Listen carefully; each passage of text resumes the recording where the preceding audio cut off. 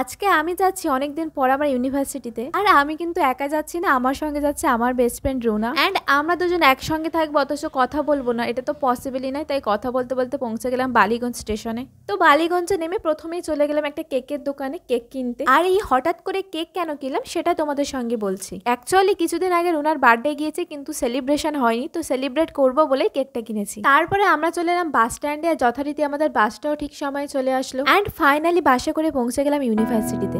আমাদের university life শেষ হয়েছে বেশ কিছু বছর আগে, কিন্তু মনে হয় যেন কালই শেষ ক্লাসটা দিয়ে বেরিয়েছিলাম। আজ আবারও এখানে পা দিয়ে সেই পুরোনো দিনগুলোর গন্ধ পাচ্ছি। আর আমাদের সেই সোনালী দিনের স্মৃতিগুলো যেন একে একে ভিড় করে আসছে। অ্যান্ড এই দেখো গাইস, আমরা ইউনিভার্সিটিতে এসেছি, আমাদের ওয়েলকাম করার জন্য কে দাঁড়িয়ে আছে, তো আমরা ওকে একটু হাই হ্যালো করে দিলাম। এই যে এটা আমাদের ক্লাসরুম, এখানে এসে প্রথম দিন এক কোণে বসেছিলাম চুপচাপ। এখানে বসে কত ক্লাস করেছি, কত বকা খেয়েছি, আবার কত হেসেছি, সেগুলো এখন শুধু মনের খাতা জুড়ে রয়ে গেছে। দেন রুনা চলে গিয়েছিল ডিপার্টমেন্টের অফিসে, অ্যাকচুয়ালি যে কাজটা করার জন্য এসেছিলাম সেটা ফুলফিল করতে। আর আমি এখানে বসে গিয়েছিলাম কেক ডেকোরেশন করতে, ও আসলে তারপরে কেকটা কাটা হবে। তো গাইস, এখানে তো আমাদের অনেক মেমোরি ক্রিয়েট করা আছে, অ্যান্ড আজকে আরো একটা মেমোরি ক্রিয়েট করতে চলেছি আমরা। অ্যান্ড এই দেখো আমার কিন্তু কেক ডেকোরেশন কমপ্লিট হয়ে গিয়েছে, আর ইতিমধ্যে রুনাও চলে এসেছে ওর কাজ কমপ্লিট করে। আর এখানে একটা মজার বিষয় ঘটেছে, দেখো যতবারই আমি মোমবাতিটা জ্বালাতে যাচ্ছিলাম ততবারই দেশলাই কাঠিটা নিভে যাচ্ছিল। তারপরে উপরের দিকে তাকিয়ে দেখলাম আমি তো ফ্যানই অফ করতে ভুলে গিয়েছি। গাইস, কতটা পাগল হলে এরকম কাজ করতে পারি তোমরাই বলো। ফাইনালি মোমবাতিটা জ্বালালাম, রুনা মোমবাতিটা নেভালো।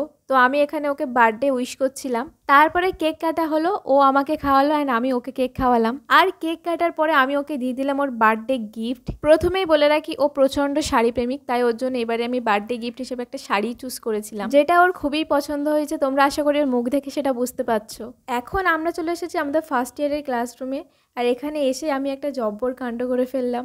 আমি আমাদের এক ম্যামের ছোট্ট করে একটা মিমিক্রি করছিলাম, আর এই মিমিক্রি করতে গিয়ে আমার এত হাসি পাচ্ছিল যে আমি নিজের হাসি আটকাতে পারছিলাম না গাইস। তারপরে চলে আসলাম ক্যান্টিনে, আর এই জায়গাটা ছিল আমাদের প্রাণ। ক্লাস শেষে আমরা সবাই এখানে জড়ো হতাম। এখানে কেউ গল্প করতো, কেউ টিফিন ভাগ করতো, কেউ বা আবার চুপচাপ বসে থাকতো, আমিও ছিলাম তাদের একজন। আজ এখানে বসে মনে হচ্ছে বন্ধুরা এক্ষুনি এসে ডাকবে আর বলবে চল একটু ঘুরে আসি। তো আমরা এখানে কিছুক্ষণ সময় কাটালাম, খাওয়া দাওয়া করলাম। আর আজকে লুচি আর আলু কষাটা দারুণ হয়েছে। তারপরে বেরিয়ে পড়লাম বাড়ি যাওয়ার জন্য। সবশেষে একটা কথাই বলবো, সময় অনেক বদলে গেছে, আমি অনেক বদলে গেছি, শুধু বদলায়নি এই জায়গাটা, এই ইউনিভার্সিটিটা ঠিক আগের মতো রয়ে গেছে। অ্যান্ড লিটারালি গাইজ, আজ এখানে এসে বুঝলাম কিছু স্মৃতি কখনো পুরনো হয় না, শুধু সময় বদলায় আর মানুষটা বদলায়। তোমাদের যদি এমন কোনো জায়গা থাকে যা তোমাদের পুরনো ভালোবাসা বা স্মৃতির অংশ, সেখানে একবার ফিরে যাও, জাস্ট মনটা ভরে যাবে। আজ বাড়ি ফেরার পথে একটা সুন্দর দৃশ্য দেখে আমার মনটা ভরে গেল। একজন মানুষ রাস্তার কুকুরগুলোকে খাওয়াচ্ছে, কোনো ক্যামেরার জন্য না, কোনো বাহবার জন্যও না, শুধুমাত্র নীরব অনুভূতি আর ভালোবাসা থেকে। আর এই সুন্দর মুহূর্তটা দেখে আমার মনে হলো যে পৃথিবীতে এখনো মানবতা বেঁচে আছে গাইস। তারপরে বাড়ি যাওয়ার উদ্দেশ্যে আমরা চলে এলাম শিয়ালদা স্টেশনে, আর স্টেশনে পৌঁছাতে কিন্তু আমাদের সন্ধ্যা হয়ে গিয়েছিল। তো অনেকদিন পরে হঠাৎ বাসে জার্নি করার জন্য আমাদের মাথাটা ধরেছিল, তাই আমরা নিয়ে নিলাম 2 কাপ কফি।